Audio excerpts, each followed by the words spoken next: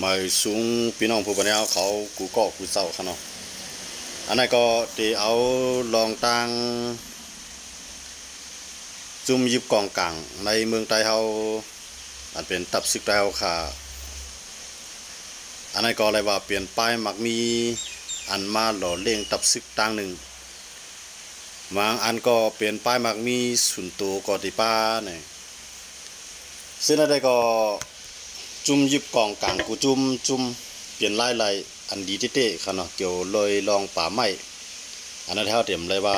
จุ่มไหลจุ่มหนึ่งตับซึกจุ่มยิบกองกลางกูจุ่มในเมืองไทยก็ตัดไม้ขายตอกต่อส่งเอาออกตั้งเมืองเขตั้งนำตั้งหลายต่อ1 ปีใน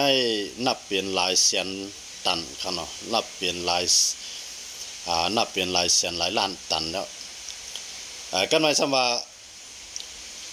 สู้อำเกี่ยวข้องการเมืองอย่าลัดจ้อมการเมืองอย่ายุ่งจ้อมการเมืองสวมใจซึกอย่าไปมายุ่งการเมืองสู้ก็อยู่เมืองไทยสู้ไปแผ่นดินวันเมืองเขาอย่ามายุ่งจ้อมเมืองเขาอันว่าเจ้าในข่าวลองเจ้าในเสลมาเกตตอบนางฮือกวนเมืองไทยเขาปกติครับผู้ว่าจองเฮากวนเมืองกูก็เกี่ยวข้องการเมืองอยู่ฮือเนี่ยเหมือนเจ้าหนังเขาเจ้าเจ้าอันเฮ็ดซึกเสเลยเอาโคกของเนื้อลิ้นไตลิ้นในน้ำออกคายอยู่ในเนี่ย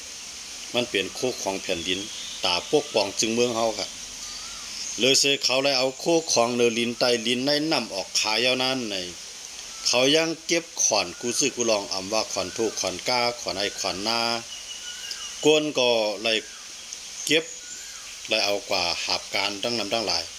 กำไรซ้ำมาปิกซบปิกปากคนเมืองว่าอย่าลาดจ้อมการเมืองอย่ายุ่งจ้อมการเมืองป้อมใจซึกอย่าลาดจ้อมการซึกป้อมใจปาฏิอย่ายุ่งจ้อมการเมืองเนี่ยเสนอเฮาขาไก่ยินมานำเด้ย้อนมื้อจังนั้นแหละเฮาอำยุ่งการเมืองก้อยกะการเมืองมายุ่งเฮาอำยุ่งการซึกก้อยกะการซึกมายุ่งคนเมืองนี่ผู้กะติไลเอามาลัดคั่นเนาะเฮ็ดคือล่ะในอันเขาเจ้าเฮ็ดอยู่กูว่าในนี่พอมันมีหลองตุ้มเตอมาตุ่มเตือปลากวนกูก็ก้อยกะเพราะอะไรกินมาอะไรกินกวนอ่ำป่นหลายก็ก้อยเนี่ยเพราะว่าเขาเอาไม้เอาตอกเอาโคของมีการมีขันในเมื่อเขาออกขายเสร็จพวกปองตับซึกแก่นแข็งเอาตับซึกอันแก่นแข็งมีแข็งนั้นมาแกะขี้กรรมมันก้นเมืองน่ะได้ก็เตอมีเผยมาว่าสังจอมก้อยกะเพราะเอาโคของเนื้อลิ้นไตลิ้นออกขายเสียก็เอาเปลี่ยนเงินข้าวทองเปลี่ยนพ่อหลีโตเก่านั่นได้เฮาขาก้นเมืองโดยเลยทัดสั่งครับอันนั้นได้เฮาขามเลยว่าจุ่มในเฮ็ดจุ่มนั้นเฮ็ดนั่นได้ก็จะกูจุ่มมันตื่นเฮ็ดหมดแล้วคั่นเนาะเกี่ยวข้องลองตัดไม้ขายตอกในพวกคนเมืองเฮากับพันไห้พันกว่าพันพื้นนั่นฮื้อกว่าเฮ็ดไห้ลืมอันฮื้อนี่เขายังใครห้ามใครซีว่าอย่าไปตัดป่าไม้อย่าไปเฮ็ดไห้อย่าไปเฮ็ดไห้ลืมเขายังห้ามครับเขาว่าเขาอ้างว่ากูป่าไม้ลูกกูป่าไม้แล้วกูน้ำแห้งไหนจังได๋มันเขาก็เป็นรองตั้งลาดเขาอันจังได๋ก็มันก็ผิดอันเก่ากำไรเขาก็อันเขาเฮ็ดเขาตัดเขาหญ้าเขาเก้าเขาเอาอยู่กูว่าในนี่หรือสิเขาเอาไม้เอาตอกก้นแผ่นดินจึงเมื่อเฮาก็ขายเอาในเขาก็ยังเก็บขวัญไรกูซึกูลองคั่นเนาะกำไรหรือสิเก็บขอนำก้าเนี่ยมังปื้นตีมาเขาชิมกันตอนตาได้ไล่เก็บขอนตอนตาได้ไล่ตัดไม้ขายตอกตอนตาได้ไล่ขุดเฮ็ดขุดคำเสื้อในเขาก็ยังมาเอาแข้งซึกขึ้นตึกกันขึ้นใจในเนี่ยซ้ำลาดว่าให้ก้นเมืองอย่าลาดสังจอมก้นเมืองเกี่ยวข้องการเมืองก้นซึกก้นเมืองเกี่ยวข้องการซึกอันเปิ้นเป็นซึกเปิ้นที่เฮ็ดกว่าก็อื่นเนี่ยเสื้อในมันถูกเลยเปลี่ยนคั่นเนาะเตมาในเพราะเป็นเมืองเปิ้นในไม้1ตัวในกว่าพันบนยังตกขอกฮะนะเพราะ1เป็นเจ้าหน้าที่ตามมัน1แค่นักหนาฮะย่ามาจังได๋เพราะเฮาก็หันเมืองเปิ้นให้เฮาได้หันถึงคือป่าไม้ในตึกเขียวตึกเต็มห้อยเต็มร้อยไว้คั่นเนาะก็ในบ่มาตัวในเมืองไทยค่ะในลอยเฮาไม้ใหญ่ไม้หลวงก็หายาบ่ก็ในไม้อ่อนไม้อีดก็ไผไหม้ไผเผาจุดป่ากว่านี่ก็มีตั้งนำตั้งหลายย่ามาจังได๋คนเมืองเฮาก็ถูกเลยรับผู้เกี่ยวข้องในลองเปิงเปลี่ยนในเสิแล้วเขาก็เอามาต่อไต่ไข่ในกันอันนั้นเดมรายวันนี้ตั้งผิดเผอก้อยกาใครให้ฮู้ว่าการเมืองนั้นเกี่ยวข้องกับกวนกูก่อนี่แหละเอามาตามมันก้อยในกันเนาะก็วางแผนใหม่กันนะลงโทรหากวนเมืองนำอินหมดแล้วเนี่ยนะเมื่อกูบอกได้สนใจรู้บ่เข้ามาในวานก็ก้นหลงการขึ้นเฮือนไหลก็ไผขอหลีเลี้ยงขึ้นนั่นน่ะอย่าผีๆในก้นหลงมันนะเหมือนนั้นนะกูบอก นะของเฮาขาได้มีปีมีน้องอยู่นำหนาเขารู้ตั้งอย่างในตั้งเมืองกึ่งตั้งเจซีเนี่ยเนาะเพราะว่า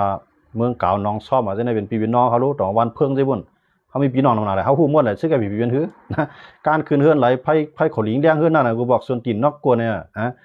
มาได้มาว่าปล่อยไม้กันเลยนะปล่อยไม้กันแน่เนี่ยพวกมาก็ปลายก็มันจะว่าปล่อยมาได้ไปยื้อนะมาปลายแต่ว่าข้าวตั้งพีเอาง่ำเย็นในข้าวตั้ง20ปีปลายผมกว่าตั้งนานยิดนะมันมากกว่าตั้งนานในมือหลายๆเนี่ยวายเสมันมังเขามือปี2เฮง15นะเฮปอกนึงนะนั่นก็หางเฮียนมาอินอ่ะก็ในวายเสดังเขาดังอาจจะได้มังกันในเขาซุ่มนำหนาอันนั้นก็ลองหนึ่งก็เขาขึ้นมีเฮียงมากขึ้นนะมือเดียวในป้ายมามีลงพีในไม่เหเนาะเพียดไม่เหตัดไม้ขายต่อกันขนาดนะก็ไม่คุดฐานฮีเนะเนาะกายาเหเอาห่มลงแกงคอเซนเตอร์ในป้ายมามีของมันก็กำมือได้แกงคอเซนเตอร์ได้มันเพียวไปต้องเก่านะก็กยาได้มันไปกับเพียวตีมันเป็นห้องงานยานั่นแหละนะแบบเพียวตีมันเพียวในเพียวเจ้าของปิกเจ้าเปียงยานเนี่ยเจ้าขอลีมันนั่นหาเนาะหมอกกวนหากเจ้ากินคำนั่นน่ะที่เขาเพียวได้เหมือนจังว่าเจ้าชัดเทลงมาลงตื้นล่างเลยห้องงานยามีที่ไหนได้แบบเพียวเลยห้องฮะนะเจ้าในได้เลยข่าวอยู่ยาววันหนึ่งเขาก็ได้คัดใจว่าหนึ่งคันนนห้องผมจะว่าเช่นนี้กันก็ลาต้องตีอย่างนั้นนะย้อนไปเช่นอะไรเนี่ยเขาคำว่าด้วยเนี่ยลองยุบย่อมใต้เขาขานายมันนำหนักนะเพื่อถามว่าเมื่อกี้ด้วยลองยุบย่อมมันเหมือนเป็นลองยุบย่อมเขาเนี่ยเขาก็ยุบย่อมเขาเนาะเพื่อผมยุบย่อมก็ว่าเหมือนเขาก็เป็นสัตว์ที่หลวงเขาเลยนะเขาก็ยุบย่อมต้องนำก่อนนะเมื่อกี้เขายุบย่อมได้ผมก็ย้อนเงินเผาผมก็กวนไผ่ม้านะผมก็ย้อนเงินไผ่ยังกล้ามก็ย้อนเข้าไปกินแท่งเอาไผ่ม้าซุ่มขยำจนเบื่อเขานะพวกมาแตกกันนั่งเขาก็รีดือเข้าของเขานะเขาได้ย่าป่าไม้เขาเนาะคูดเฮคูดพลอยซื้อยาขายพินปันเบิ่นผูกยาสร้างขวัญนะเฮ็ดหน้ามาเอาขวัญเข้าส่งมันเขานะหลูกวนมาย้อนซึกหลูซึกมาก็ย้อนก้นเมืองเขาว่าเนาะหลูกาไปใจก้นเมืองต่างเขาได้เข้าใจบนกุมเบี้ยวเขารู้พวกเขาบ้าสนั้นเขาได้มันก่อมใจเขาเลยนะเหมือนจังเขาคาที่ได้ห้ามใจว่าเกาลูกกว่ามาขับก็ไว้บ้ารู้นะหักเกาลูกกว่าปองตั้งมันก็ไว้ในทรงขาวไว้เนี่ยเฮ็ดเขารู้เขาเนี่ยนะเหมือนจังว่าเขาลูกกินหนูย่าเมื่อเอาเข้ามาสวงอันนี้เขาขำเฮ็ดเขาเลยเขาได้เขาเฮ็ดเขารู้ย่อมเหมือนจังอะไรเขามีศูนย์ว่าทั้งเขานะโบมาเตียกันเมื่อเอาความไทยก็ปลุกกวนสัทธารณะนะปลุกกวนสัทธารณะเนี่ยบอกว่าเป็นกวนของกวนดั้งนำเขาเลยนะเขาเนี่ยเป็นศูนย์บุคคลในขณะนะศูนย์บุคคลในหมายถึงว่าเขาเป็นศูนย์ของเขากวนก็เดียวเขานะเขาเลยกินก็แผ่มาย้อนกินเขาเขาไม่กินมากก็แผ่ก็มัดเลี้ยงนะเขาเลยเป็นศูนย์ของเขาไว้กับเขาได้เหมือนใจนะเพราะว่าเขาเอาลูกเปิ้นกว่าเฮ็ดซึกเมื่อเขามาวางแผนในลูกเปิ้นก็เลยอยู่ลีกินลีก้นเมืองก็เลยอยู่ลีกินลีเมื่อเขามาวางแผนบ่ได้จึงก้นเมืองอันกะจำของตายละลายแก่ก้นจะเฮ็ดซึกก็กำในก้นเมืองอยู่ในปืนตีงอะไรปลายจากลูกที่ก้นมีเย็นเป็นก้นผานนะเลี้ยงวัวเลี้ยงควายกับใครที่ไรสร้างขวัญมันเขาได้กลัดผ่านล้านที่แล้วสร้างขวัญตัว2-3 หมื่น4-5 หมื่นอย่างไรอย่าไปว่าทั้งเขาไว้มันเกี่ยวข้องสังก้นเมืองอันว่าเนี่ยก้นว่าเส้นในก้นมีบอกว่าโอ้นะการซึกนั่นเกี่ยวข้องกับก้นเมืองนะมีคุณพ่อเฮ็ดกินเนี่ยเฮ็ดกินในหาป้ายบางมีแกมันใจเขาหรอกนะสมัยพวกการเมืองนั่นเกี่ยวข้องการซึกนั่นเกี่ยวข้องก้นเมืองว่าเนี่ยสูมาเอากับห่างหลักก้นเมืองลูกใจเพิ่นได้ขนาดต้องมาเกี่ยวข้องก้นเมืองเกี่ยวนะก็ในสู่โลกาโลไปว่าลูกก้นปองข้าวลูกก้นโตต่างก็มาลูกก้นโตต่างก้าวในเส้นต่าง6เส้นต่างมาลูกก้นไม่ต่างใจแห้งลายละลายเลยขนาดเข้าไปหอเข้าลีพักวานเอาที่ขึ้นเท่าไหกว่านะมันก็เงี้ยอีเมียทักชวนไปกว่าอีกเหรอนะมันก็เงี้ยนึงเงี้ยปางเหรอย่อมาเจนอะไรมันอย่าไปว่ามันเกี่ยวข้องก้นเมืองว่ามันใจกะเขาว่านะซึกจุ่มไหลก็เจ้าซึกหลงจอมซึกหลงก็เลยก็โบราณว่ากวนอันลาเหล่านั้นมันเกี่ยวข้องการเมือง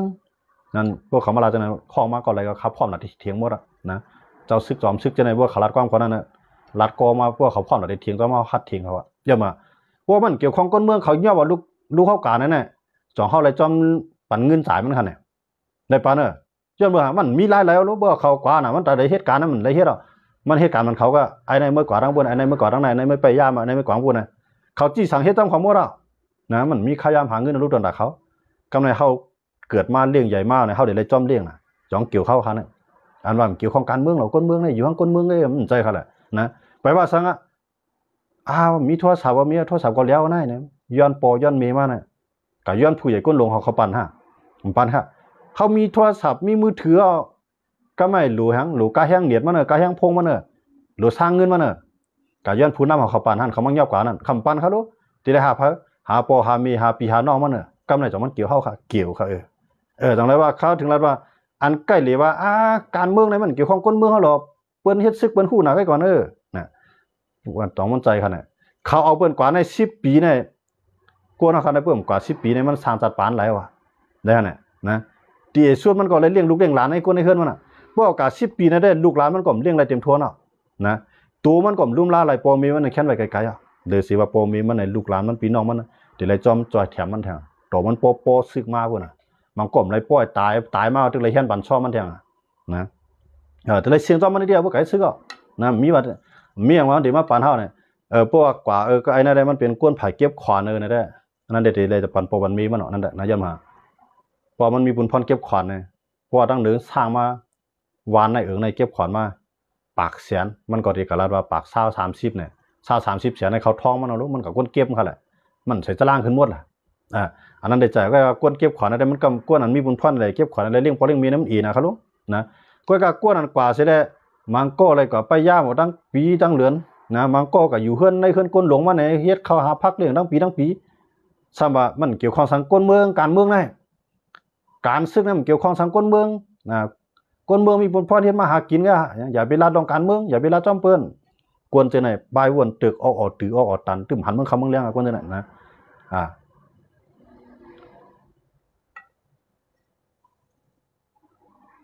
ย้อนบ่จังได๋ต้องว่าเฮาคำมาด้วยอันนั้นแหละพี่น้องเขาลาดว่า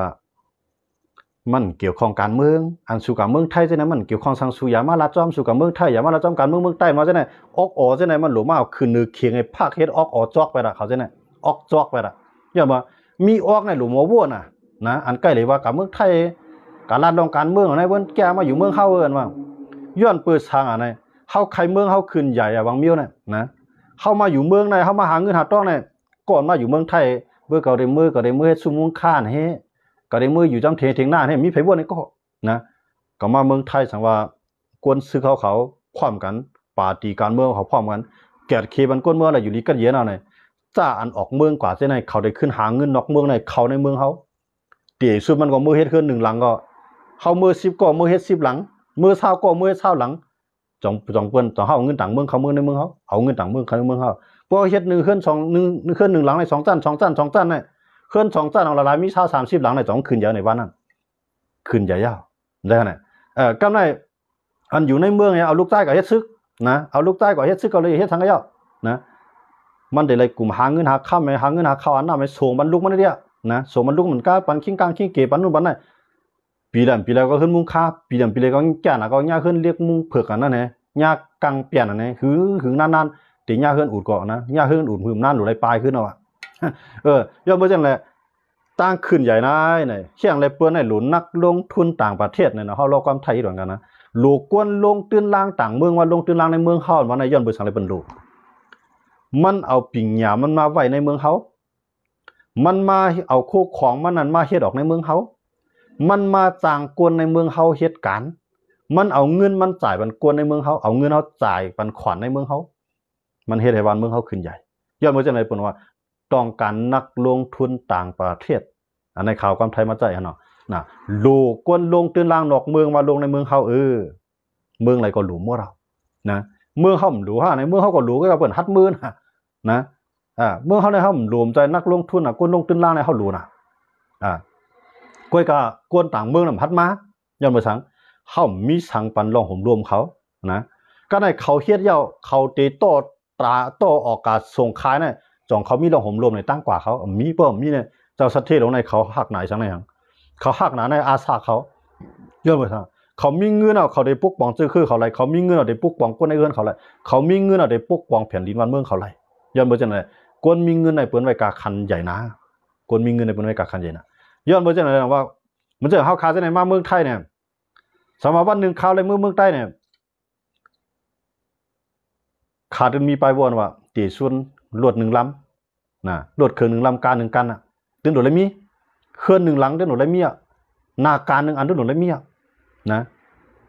บ่เฮาเมื่อไทยหน้าก็เมื่อกล้าเมื่อขายเฮาหลงมีหน้าการเฮานั่นเด้อข้าอยู่มาคนเมืองไทยโกน่ะตึงวนตาขึ้นใหญ่ทั้งนั้นตั้งนั้นนะมันวนว่ามากินวนว่ากะเมืองไทยก็ให้เลยกินลีนุ่งเหลืองให้เลยกินเหลืองดูเหลืองให้มันใจมีหน่อยนั่นก็นะเตๆมันน่ะเฮ รมาใครมีนะแต่ว่าใครกวนเมืองเฮาเจียวเลยปอกขึ้นวานเฮาเมืองเฮาไว้ๆนั่นน่ะซึกได้หรือป่องใจสิเลยพร้อมป้องกันนะเกียรติขี้เฮกังปันที่นั่นพวกเป็นจังได๋กวนเฮาเนี่ยเฮาออกนอกเมืองมาในล้านโกใต้เฮาเนี่ยนะเต็มกับล้านเฮาอ่ะในล้านโกเนี่ยออกมาล้านโกเนี่ยมันตีก็เปลี่ยนกับ3ล้านโกอย่างไรว่านั่นล่ะในลัทธิอีมันก็พอมันมา1ล้านโกเนาะมันเปิ้นคนยิงออกมาเอาผูอย่าก็ได้มีลูกนะพวกมาล้านโกเปลี่ยนกับ3ล้านว่าน่ะพวกมีลูกชายโกนั่นก็ลูกยิงโกเนี่ยโปมาไหนมีมาไหนลูกมาไหนใน3โกพวกมาล้านโกเนี่ยมันเปลี่ยนกับ3ล้านโกนะบางโกเนี่ยมันมีลูก2โกนะพอมีลูก2โกเปลี่ยนกว่าก็เฮือเปลี่ยนกว่า4ล้านโกนะสำหรับคน4ล้านโกเนี่ยมันออกเมืองอยู่ในเมืองเฮา4ล้านโกในคัดใจหาเงินเฮ็ดไร่เฮ็ดนาไล่เข้ามาก็เอาเข้าในสร้างมันดับซึกไล่เงินมาก็เอาเงินในสร้างขวัญนะมีเงินมาแทงซื้อรถซื้อการถกาเฮานั้นกาเฮามีกาเฮาหรือสร้างขวัญเยอะขวัญกานะมีถูหรือซ่อนขวัญสร้างขวัญถูแทงเลยเนี่ยนะนั่นน่ะเฮามีนาสร้างขวัญหน้าแทงจังว่ากวนเฮาคันได้ป้ออยู่ในเมืองเฮา1ล้านก็มันก็3ล้านก็เปลี่ยนพรดีตามเมืองเฮาคากะหือจองไรว่าอย่าไปปาดเปียดกันดีๆใต้เฮาในกำนำในปาดเปียดกว่าเมืองไทยสิอย่าไปมายุ่งกันเมืองไทยสู่กับเมืองไทยสู่กับจอยคนเมืองไทยบ่ว่ามันใจเขาหรอกนะย้อนบ่จังแล้วแนวใครผักมันว่ากวนเสือนใกล้ได้ว่าสู่กับเมืองไทยสู่เฮ็ดสังในเมืองไทยว่าสู่ปลายปลายคือปลายบ้านปลายเมืองสู่ดังเกี่ยวสู่ว่ามั่นใจนะตามด้วยเขาเลยสังเจว่าวันเมืองกัดเย็นกวนอันอยู่ไว้ในเมืองใต้นั่นนี่นอนเขามีเฮือนมีเยมีให้มีนะกวยกับกวนอันออกนอกเมืองก่อนนั้นเขายามมีไว้เฮือนวันนอกอันคอกน่านพวกเขามือทางกำในเฮือนในเวียงมีเฮือนนอกเวียงมีก็ไม่เขาได้มีเฮือน2หลังอันน่ะกวนอันออกเมืองเนี่ยนะในเวียงหลวมีไว้ปันตอนดาลุงขึ้นโรงเรียนเอากวนเฒ่ามาอยู่ไว้วันนอกในตอนดาปอมเวียงเฮ็ดให้สวนเฮ็ดนาอยู่ไว้แทงตั้ง2ผายน่ะอยู่ในเวียงกำเวียงอยู่ในวันนอกกำวานนะก็ไม่อยู่ในวันกำวานนะก็ไม่เปลี่ยนพ่อนี่ดับให้ค่ะเป็นพ่อนี่ดับเจ้าคือเฮาค่ะนะจงว่าเมืองเขขึ้นใหญ่ไว้นะข้าวดัง7ปลาย7ปีเขขึ้นใหญ่มาบ่กันนั้นย้อนบ่ซะเขในเฮียงไป4ปากล้านก็เนี่ยมาเขในมันนั่งให้ย้อนกินจองเขาเฮ็ดนะเอากุโสกองมุกุโตกองมุกุโสศิลากุโสจองเขาไปว่าคำว่าเขเนี่ยลุกขึ้นเฮ็ดการสร้างขวัญที่เรียกเต็มขึ้นใหญ่ก็ศิลานก็นะเฮียงไป4ปากล้านนะเนาะเฮียงไป4ปากล้านนี่เรียกเต็มขึ้นใหญ่กวนเขาในปากล้านในนึงว่าในเขาจ่ายเงินไงบ่ไรก็เฮือเขาในเมืองเขาแต่เฮาอยู่เตียกมันก็ใต้เฮาในคันนับวันตัวอีมันไงคั่นนะนับว่าเฮาปาดออกเมืองมาใน1ล้านก็มันก้างก็คันนับตีอีมันก็มันจังข่าวว่าน่ะมันมามีลูกนะกำในลูกมันเอาขึ้นก็มีลูกแทงก็มีหลานเอานะว่าถ้ามามีลูกมามีหลานอ่ะมันผูกก็มามีเมียนะเปลี่ยนกว่า2ก็4ก็6ก็8ก็นะมันได้นับว่ากำคักกำก็2ก็เนี่ยเฮามาเมืองป่าจ้าได้โปมีเฮามา2ก้มจังได๋มาเมืองไทยเนี่ยปล่อยลุงอยู่ไว้ในเมืองไทยปล่อยลุงเลยเฮ็ดเลยสอนในเมืองไทยปล่อยปู่ปล่อยนายลุมลานลูกอ่อนมันได้คั่นเนี่ยกำในปู่นายมันก็เลี้ยงบ่เลี้ยงควายวัวควายก็ขายก็สร้างขวัญปู่นายก็เฮ็ดนาบ่มีก็หาเงินทางในสงมื้อปันลูกว่าในสงวนปู่นายไงรักษาแผ่นดินเฮาไว้กำใน2ก็ผู้มีมากำในลูกมันก็ใหญ่ก็ไม่วันมื้อมแคมเดียวพอวันมื้อมกัดเย็นกำมาก็ย้อนซื้อว่าก็ย้อนเข้าก็ย้อนเงินว่าก็ย้อนอันนั้นย้อนในก้นย้อนนำแห่งหนาละก้นจ่อยแถมมีมาในก็ใหญ่ก็ปอเฮ็ดการให้มาเมืองไทยมาเอามีนั่นก็มาผูมามีลูกเปลี่ยนกับกะหือนะลูกตีก้นมา2ก็เปลี่ยนกับก้น4ก็เพราะมามีลูกแทงเปลี่ยนกับ5ก็มามีหลานแทงเปลี่ยนกับ6ก็นะนับว่า2ก็เปลี่ยนกับ6ก็7ก็ก็นะกำในปีไอ้มันต้าน้องชายมาแทงนะน้องชายมาน้องยิงขึ้นโรงเรียนยาวมาแทงน้องยิงอ่อนมันลุกน้องลงลื่นก็ลื่นมาแทงเปลี่ยนกะเฮือมามีลูกมามีหลานพี่คือกวนมาเฮือน1หลังมาเปลี่ยนกว่าเฮือน9หลัง10หลังอันไหนกวนคือเฮาน่ะในออกเมืองในเฮาซุ่มกะเฮือไอ้เตือไอ้ตันเสมฮู้สังซำว่าสู่ในปลายวันปลายเมืองเฮาน่ะสู่ในเป็ดคือเฮาน่ะบุญพรมาเฮ็ดซึกจ่องมาเฮ็ดตาวันเมืองเฮาบุญพรมาเกียรติเขผุดตือใครลอกหน้าจ่องมาเกียรติเขบ่มั่มไปเกียรติเขบ่มั่มไปฮู้บุญพรกวนเมืองมาก็ปลายที่ครับอันในขณะเฮาซุ่มหานั่นนะย่อมบ่จังนั้นแหละอันไหนใครผักวันกวนเจือนว่ากว่าเมืองเปื้อนให้บ่สุแก่มาอยู่เมืองเฮาหรอบ่สุแก่มาอยู่เมืองเฮาหรอเมืองเฮานั่นเมืองใต้น่ะเฮาหลีบ่เคยจอดหมดแล้วว่ะเมืองใต้เฮาหลีบ่เคยจอดหมดแล้วว่ะกำในสังว่าเฮาขึ้นมือขึ้นไหนใครอยู่มีมาเตือนมือจังนั้นน่ะติส่วนในกา1ลำตื่นมีขี่บ่มือขึ้นนะ เคลื่อนหนึ่งหลังในตื่นมียังอันตื่นเฮียทั้งผายมันอ่ะนะจามสิวันเมืองกัดเย็นให้เขาหรอกนะตีลิ้นมันมือกูบอกมือมันอยู่ไว้เมืองเขาได้มีให้มีสวนนะก็ได้ผมมันมือกว่าได้วันนอกก็มีในเวียงก็มีเหลี่ยมดีก็มีแทงต่างเวียงแทงกันนะบางก็ได้มีเคลื่อน2-3หลังอ่ะบางก็มีเมืองป่านบางก็มีน้ำนายบางก็มีไร่คาน่ะใจเขาเนี่ยมันเพชรคือก่อนให้ลูกกวนเขาเนี่ยนะยันบ่จังอะไรในก้นเหตุการณ์เมื่อเขาลูกปองจะสู้อย่าไปวนว่ากาคันป่าไม้ในใหญ่นะใหญ่มันไปเสียงมันเสียงไปสู้ในยาวนะฐานหินในกาคันใหญ่นะชิมกันฐานหินนั่นก็มันจังเกิดลูกเกิดล้านมันจังเสียงไปสู้นะก้อยกาจื้อเครือไหนบ่จื้อเครือเสียงจื้อเครือมวยจื้อเครือปลายเวียนกับกว่าเวียนเปื้อนเอาว่าไหนจึง2เฮาซุ้มกวนไปไหนาเฮาก็มีกวนไปเฮือนเยวก็มีนะกวนกับเฮ็ดซื้อเฮาก็มีกวนเกิดลูกเกิดล้านเฮาก็มีก็เกิดลูกเกิดล้านในเมืองเปื้อนนะย้อนบ่จังแลในใครฝากปันคนเมืองใต้เฮาเสียนว่าอย่าไปยุ่งการเมืองหรอกสิเว้นคนเมืองอยู่ของคนเมืองอย่ายุ่งการศึกน่ะมั่นใจเขาหรอกการศึกมายุ่งเฮาน่ะใครยุ่งยึดใต้น่ะมาใครลองศึกในใต้น่ะใครละจ้อมียึดนะปิตุจิตก่อมันใครเฮ็ดนะเขาเขียวเขาลายมันใครเฮ็ดไว้บนมาเต็กคานกว่าน่ะหาการเจอจาปูนพรสู่ตกหน้าเฮือนมาอันนั้นต้องยุ่งการเมืองขนาดนั้นห้ามยุ่งก็เขามายุ่งเฮาค่ะลูก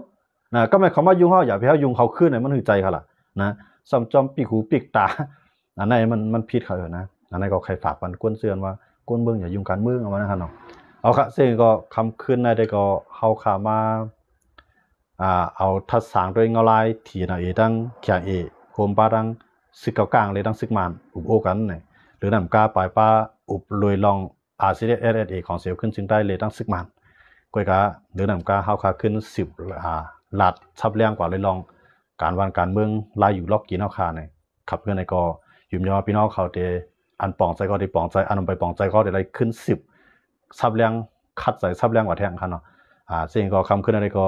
ยินจมขอบใจอย่านำพี่น้องเขา